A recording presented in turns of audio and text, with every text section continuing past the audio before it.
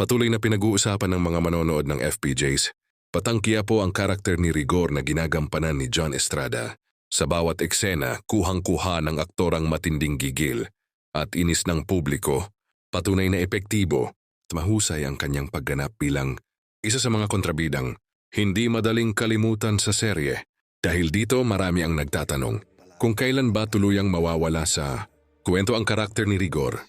Sa ilang panayam, inamin ni Coco Martin, bida at direktor ng serye, na may malinaw na dahilan kung bakit hindi pa agad tinatanggal ang karakter ni John Estrada sa palabas.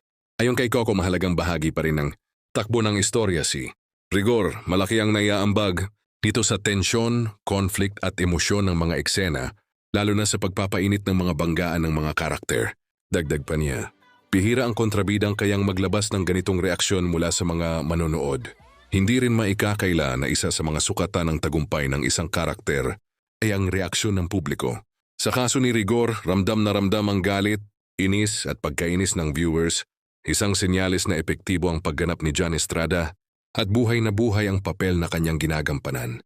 Tungkol naman sa tanong kung tuluyan na bang tatanggalin ang aktor sa serye, nanatiling tikom ang bibig ni Coco.